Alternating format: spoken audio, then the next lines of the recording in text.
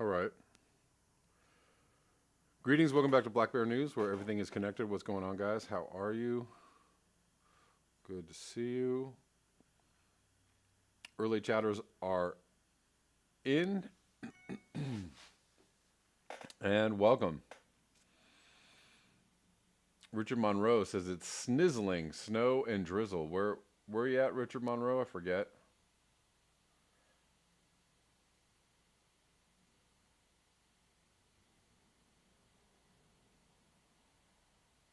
All right. Human Love Solidarity said Roar Media just shouted out BBN. Awesome. Hopefully y'all caught their live stream today. Anyways, welcome. Good to see you.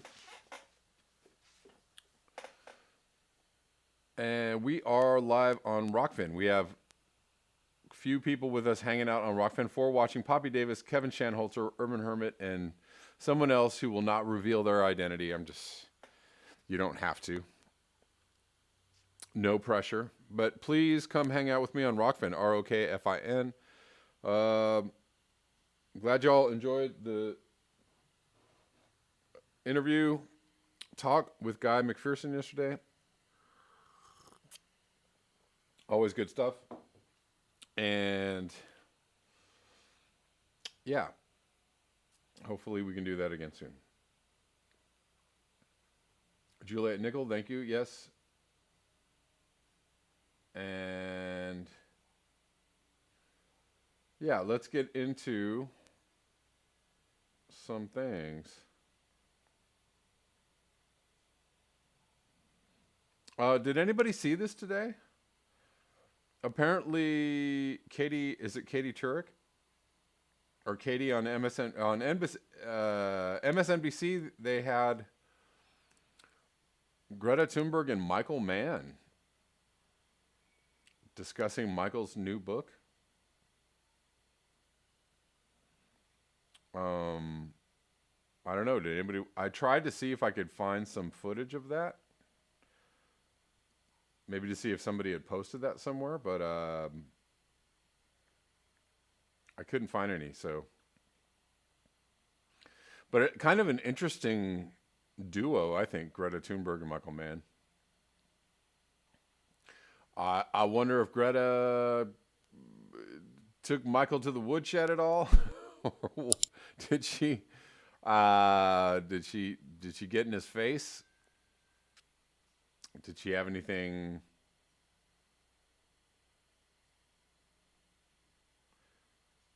Apologize for the internets, guys. I don't know what's going on. They are doing some work on my street. I don't know if it has anything to do with the internet or not. So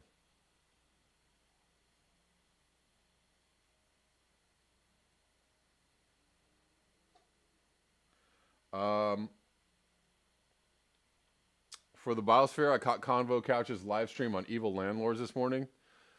Yeah, I just started watching a little bit of that, and I haven't watched the whole thing, but yeah. Big fan of Convo Couch, so I watch them a lot. Interglacial Optimist. Well, welcome to the world of Guy McPherson. There you go. Rich Diana says, man is selling out faster than expected.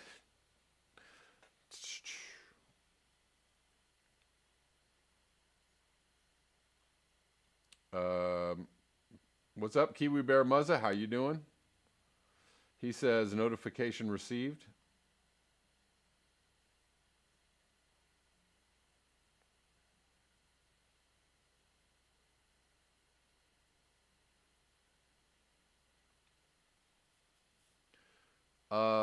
Anyways, yeah, let's keep going. Let's keep going. A few more people on Rockfin for the Biosphere is also there. It says, me present, not hiding.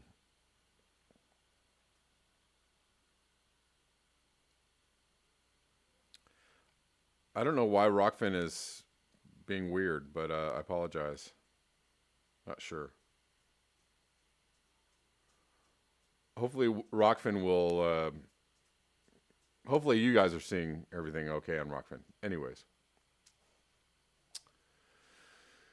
moving on to this story. Can't remember who sent this to me. This is from sciencemag.org. The 7,000-year-old wall was the earliest known defense against rising seas. It failed.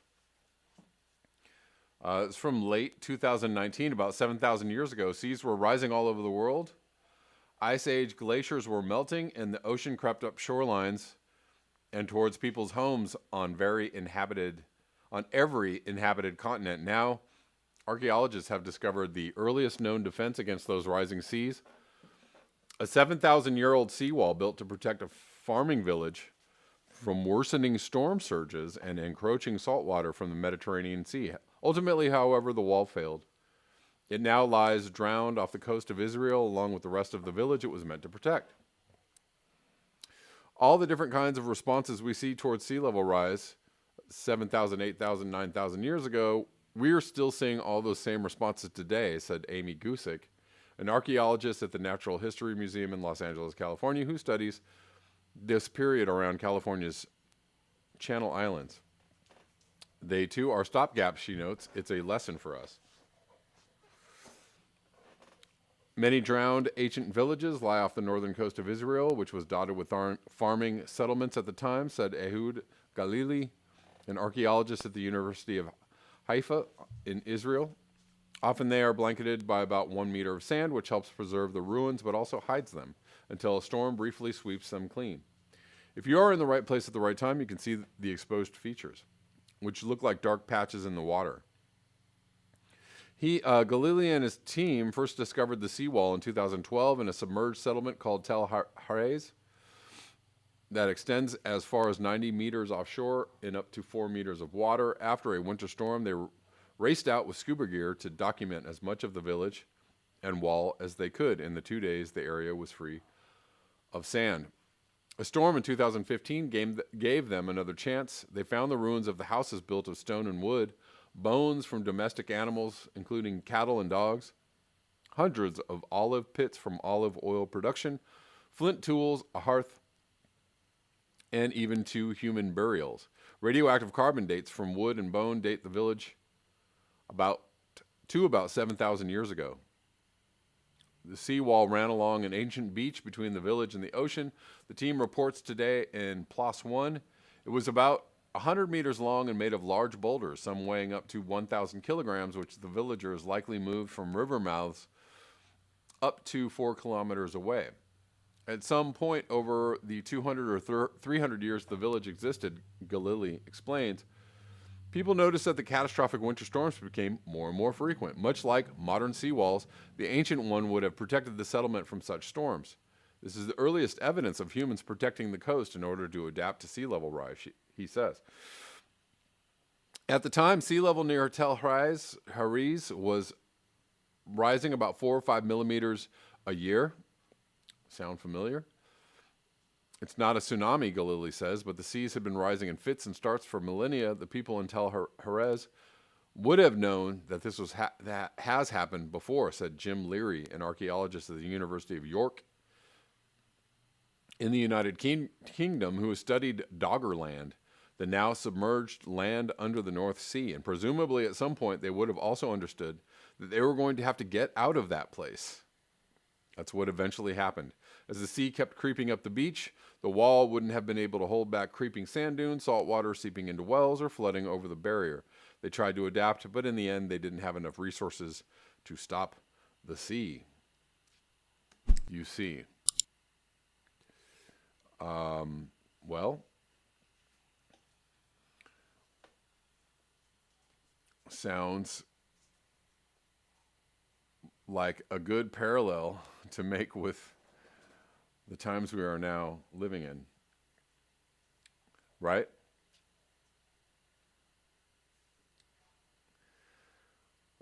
It's very difficult to stop encroaching seawater in all kinds of ways.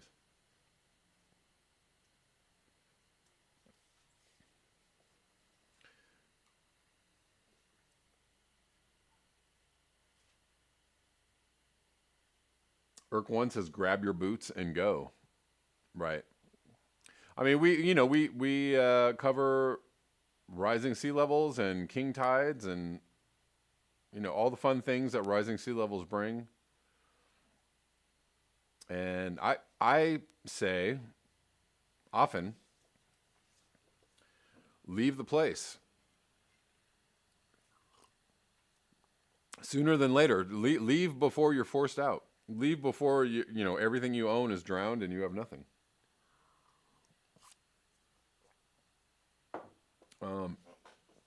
My warning to people who are experiencing such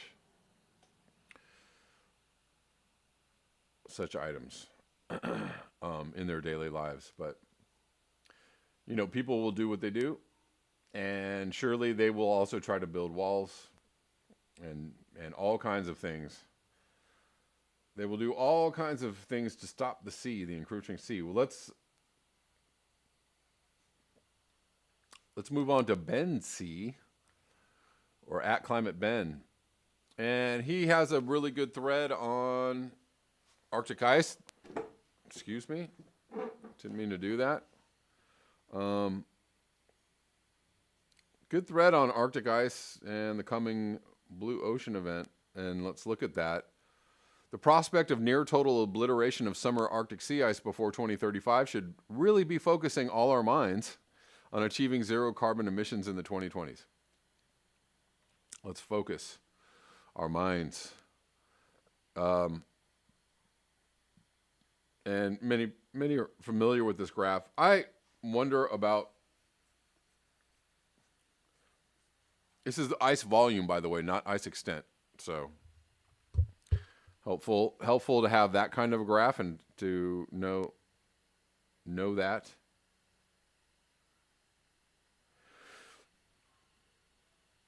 But there was a trend line going on in the early 2000s into about 2015 or 14 that looked like the ice was going to go whammo here. If you were looking at the trend line a few years ago, you would have thought we would have already had a blue ocean event, but we had this rebound here before 2015 or about 2014-15. A rebound, and then, the beginning of the trend again, the trend line. So, who knows? Again, the predictions are all over the place, but, somewhere between now and 2025 or 2030 or 2035, whatever. He goes on to say the prospect of loss of sea ice by 2035 should really be focusing all our minds on achieving a low carbon world as soon as humanly feasible. If that's even feasible. Oh, did anybody see that Elon Musk? Oh, I'll have to go find that. He tweeted out that he was going to donate $100 million to the best carbon capture technology. He wanted somebody to present him with really good carbon capture technology. I don't know if he was going to donate $100 million on their behalf or donate $100 million to the cause or I don't know. Wasn't quite clear on that, but anyways. The race for carbon capture technology is on. Ben C goes on to say, we're never going to return to conditions like there were in the 1980s and 90s. It's not recovering. Or he's quoting from this article. There are going to be ups and downs, but it's never going to go back to what it was, given our current climate state today. Well, that's just undeniable. He goes on to say what scientists refer to as the first ice-free Arctic summer year will occur when the Arctic has less than 1 million square kilometers of sea ice. Plenty of climate scientists dispute how catastrophic this will be. We know Arctic ecosystems are collapsing, and any further exacerbation of global warming represents extinction for some species. Arctic experts expect global consequences and profound impacts.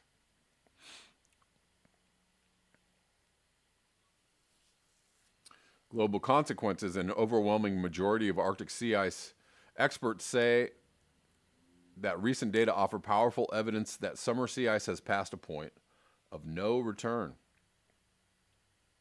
from 2018. This will have far-reaching implications well beyond the Arctic, said Julian Strove of University College London, UK. The impact of the sea ice loss on climate at lower latitudes and sea level rise will be profound. Bring out your sea walls. Bring out your sea walls. Bring out your sea walls.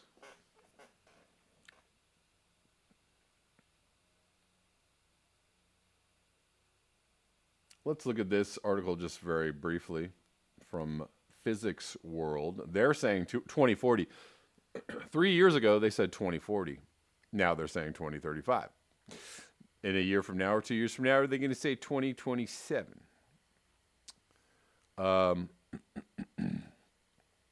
They're saying in just 2 decades, the Arctic Ocean is likely to be ice-free during August and September. How about a whole lot sooner than that? And by 2060, the Arctic Ocean will be ice-free throughout the summer months, according to a new systematic review.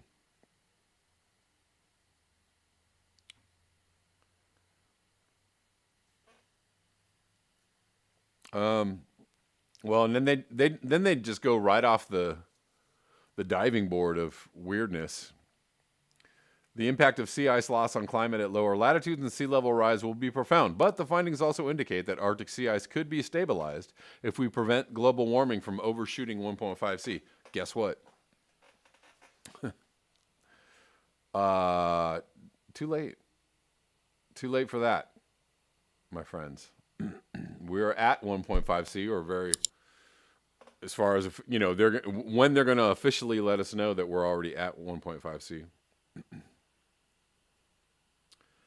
They're already trying to let us know that by incrementally kind of saying, well, could happen pretty soon. But don't worry, 1.5 is well below 2C. Well below.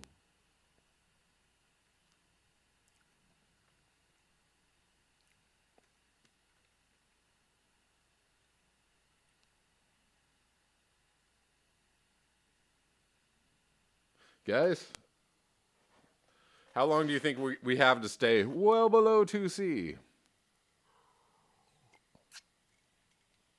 Osama says, what's up?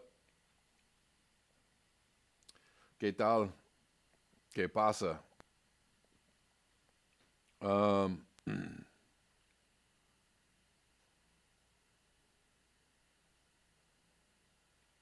Hey guys, keep it nice in the chats, please. Keep it conversational. I like a good debate, but you know, let's try and at least be cool. Richard Monroe will just agree to disagree, disagree to agree, something like that, right? Guy Smith, Arctic is at 5C already. A ding, ding, ding. Yeah. Of course, they're referring to, you know, global yearly average. But if you want to get specific and talk about the Arctic, we can just go ahead and say the Arctic is way past 2C. Kind of all the time. So...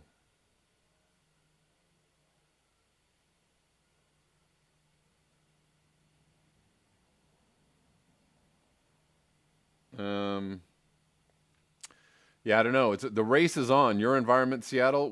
The race is on, and we're gonna see who wins and loses that race. I don't know. Humanity, with all of our hubris, you know, we got a lot of technology, and you know. And we got a lot of hubris. So we got some technology, we got some hubris. Is that going to be enough for us to overcome the extremely fast rate of warming that we are experiencing right now? Well, we will see. Don't know if there's a place to is there a betting pool in Vegas on whether humanity is going to overtake global warming with technology? I wonder.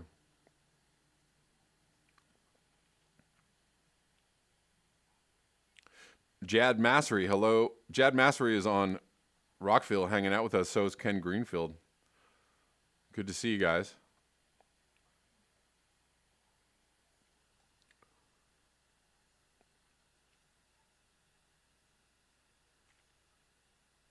Jin Pi Gamma says humanity has already lost. Well, we're still here. Well, here's the thing. And listen. We're still here. That's the thing. You know, that's the one thing that I have to say to the people that are like, well, the door's already closed, we're already gone, it's already done, the fire, the house is already burned down. But the thing is the house is not already burned down. The house is still here. We are still here. The earth is, still operating on some levels functionally. Are we in a bad place? Oh, yes, we are. No doubt about it.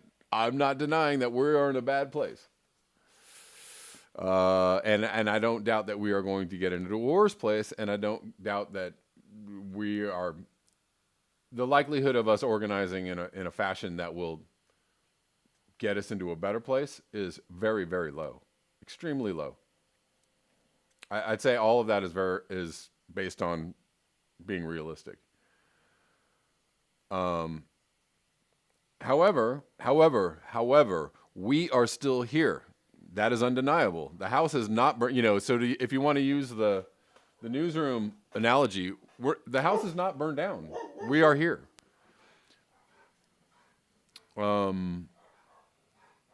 If you're saying that the processes in motion are already going to burn the house down and there's no chance of saving it, yes, that's fine if you want to say it like that. But the house is still standing. Is there a possibility we could save the house? I don't know. Not high. Rich Diana, Green New Biden. So, but the thing is, it's not over until the fat lady sings or whatever. I know that's probably. It's not over till it's over. It's not over till it's over. So until it's over, there's all kinds of things that can happen. All kinds of things that can happen. Leslie Wheeler says no snow in Maine. You're right. Yeah. So. But the thing is to, if you're still alive and you're fighting for your life, and you can still take deep breaths. Do you fight for your life or you just, sit down and go, that's kind of a judgment call. That's not anyways, whatever. Wendy DeLee says our house of earth is undergoing a very slow burn akin to a coal steam fire in Australia estimated to be more than 200 years old. Sure, possibly. Yeah, are we experiencing a fire in the basement? Oh, yes we are. Indeed we are. Are we going to be able to put out the fire in the basement that's soon going to consume the first floor of the house and the second floor and the third floor? I don't know.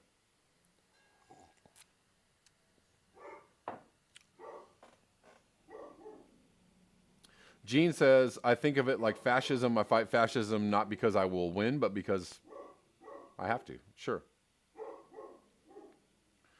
Panzer 4F2 says, I'm 200 miles north of Toronto. We have very little snow here. Yes, and that should be extremely alarming. Extremely alarming.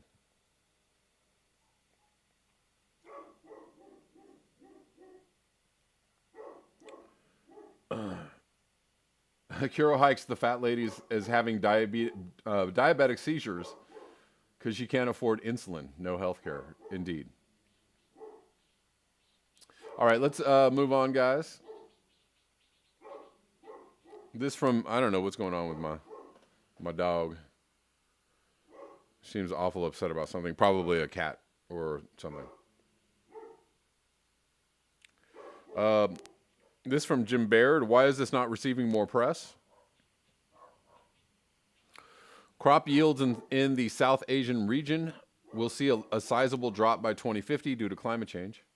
Yields of important crops such as wheat, rice, maize are expected to shrink by 50%, 17%, and 6% respectively. Again, whether the timeline is appropriate or not, that's certainly worthy of discussion. But we'll look at this for a second. This is from the Alliance for Science. In the wake of COVID-19 pandemic, South Asian agriculture has a chance to become more inclusive as certain development paradigms are realized. Approximately 60% of South Asia's 1.8 billion citizens are involved in agriculture. Bangladesh, India, Afghanistan, and other countries depend heavily on the agriculture sector for their economic prosperity and for also the eating of the food. From smallholder farms to entrepreneurs, women and men across different socioeconomic contexts will need sustainable agriculture instruments to earn steady incomes. Hold on one second, guys. Hey, Thunder, stop it. No.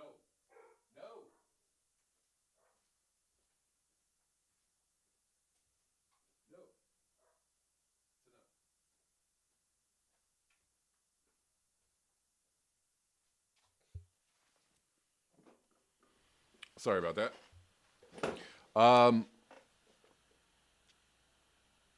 Here are 10 things South Asian agriculture needs to address in this post-pandemic era. 1, seek gender balance. South Asian economies have swelled considerably, but agriculture has not kept pace. Since both men and women contribute to the agricultural sector, gender relations influence how the agronomy mechanism will work. The United Nations Sustainable Development Goal, SDG 5, finds that gender equality is key to achieving zero hunger as women play an important role in food production. If female farmers get proper ownership of land and natural resources, they will yield more productivity in food production, plus household nutrition will increase. I don't know how that will have anything to do with climate change, but it's a good, all for it. In the meanwhile, 2, take climate change seriously. Climate change is no longer a distant warning that South Asia can ignore. Due to geographical factors, this part of the world is especially susceptible to climate risks. Rising temperatures are adversely impacting crop production. Yes, there's that, with both short-term crop failure and long-term agricultural diminishment becoming evident.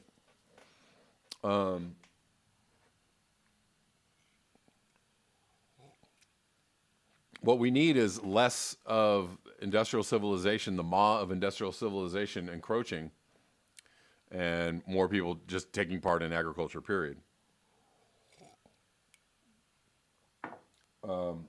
And in land restoration, not mechanized destructive agriculture, but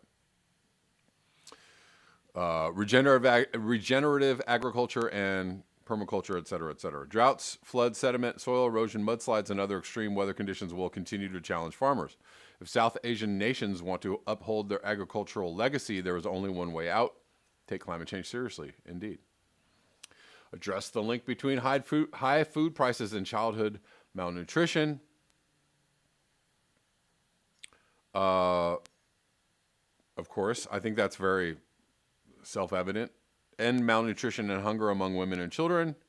Number 4, South Asia's Global Hunger Index score for 2019 was 29.3, the highest in the world. The region's GHI point is heavily influenced by child wasting and stunting rates that at 17.5% and 37.6% respectively are also the highest in the world. Poor nutrition among women before and after pregnancy, inadequate sanitation facilities, and malnourished children are key factors behind this. Well, when we stop locking up the food, we can feed all the people. 5, restore socioeconomic capacities curbed by COVID-19. Don't know about this one. COVID-19 has spurred a socioeconomic downturn that will have lasting impacts. But But economics are the thing that's killing the planet. So there's that. I don't know. That is a very sticky conversation. I briefly brought this up in my conversation with Guy yesterday, that the standard of living, what we consider a standard of living, is generally equated to economic equity, which I'm a supporter of. I'm a fan of. I think that people should have all the things they have in order to live, or be able to have all the things they need to have in order to live. But how much can you have, and how much can 8 billion people on the planet have? So, equity and equality, a lot of times rely on the idea of economic equality and equity, and all of that is true. But when the economy itself is the thing that's destroying the planet, how do you address that? And that's a much more in-depth and nuanced conversation. So how do and a conversation that's worth having. So how do you address that? How do you give people at least a floor of meeting their necessities for life without adding to an economy that is destroying the planet? So that's just a basic question that needs to be asked and investigated and discussed.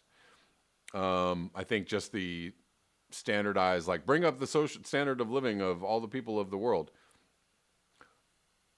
Again, to what is that standard of living, and what does that mean? If everybody lived like we live in the United States, we would need 5 Earths, and that just is not possible.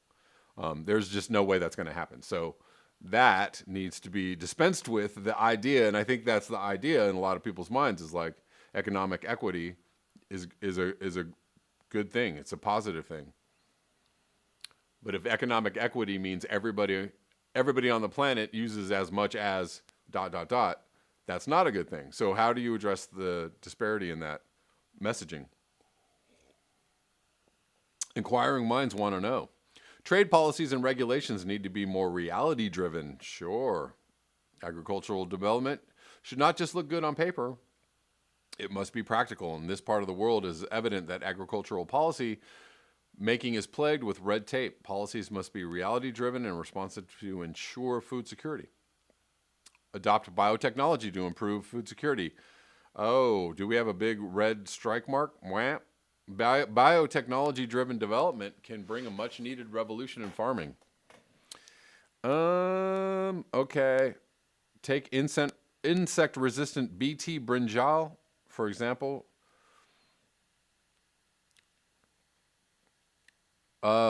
Bangladeshi farmers have adopted this publicly developed GM crop, and benefits are already visible. Okay, well,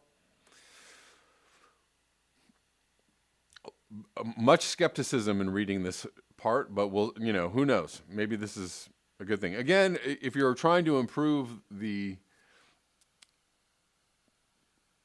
development of more and more food for more and more people, where does that eventually lead you or leave you?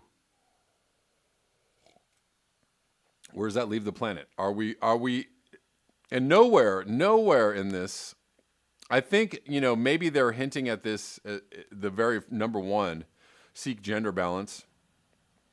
And if you're seeking economic equity, maybe they're in a very roundabout, but not saying it at all kind of way, talking about people understanding the impact of population on the planet, but they did not say anything about that in this article.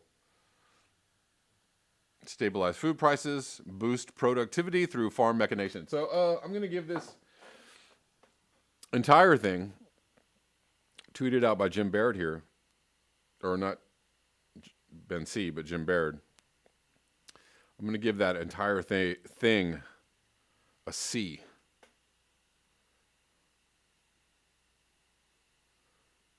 Not very good. Just, not really reality driven. They talk about reality, but they don't. Whole thing is not very reality driven. It would be nice if we could have more reality-driven conversations. Let's see.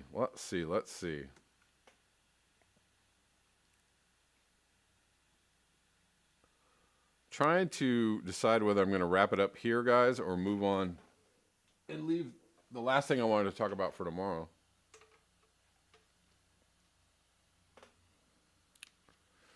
Gene says, Kevin, if women are in charge, they find that the community is focused on more. You mean more focused on the community? Yeah. So, again, I'm not. I don't think that that's a bad thing at all.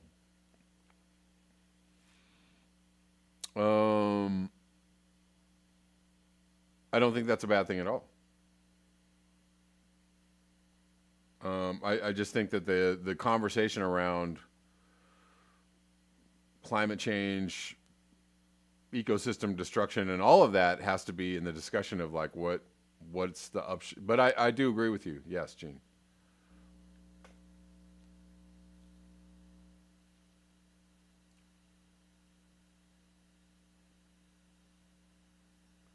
Okay, guys. So look, Jin Pai, you're very close to the edge. I'm telling you right now. You actually should have been blocked yesterday because, because So yeah. All right. Well, sorry. Sorry, Jim Pi Gamma. You actually crossed the line yesterday, and I should have blocked you for that. And now,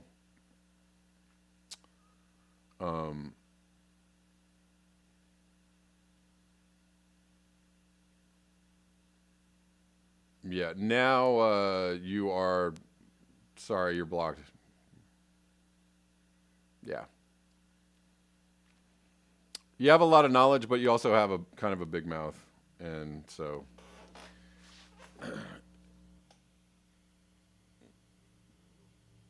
If you having a lot of knowledge doesn't necessarily mean that you don't conduct yourself like a child. So whatever, but hey guys, seriously, we can have a discussion. But please, if you guys can't really,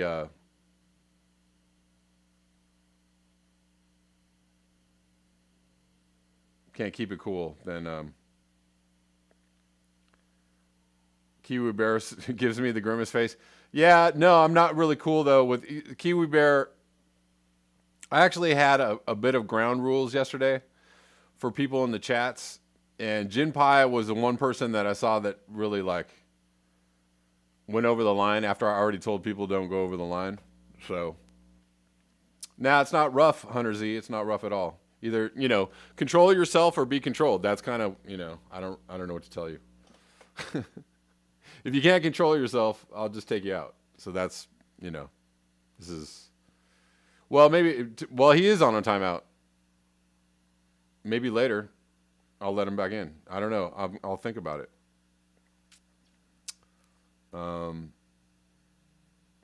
Just, I gave the word, and if you can't control yourself, then you're bad.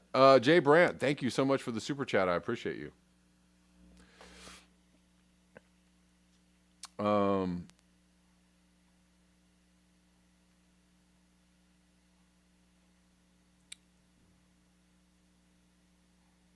Yeah. We got 12 watching on Rockfin. Guys, I'm going to end it here because I don't want to really go too long. I wanted to read this article from David Wallace Wells. But it's kind of a long article, and if I start it now, we are going to go super, super, super long. So I think what I'm going to do, and I don't mean to end, apologize for ending on, blocking somebody, but, seriously.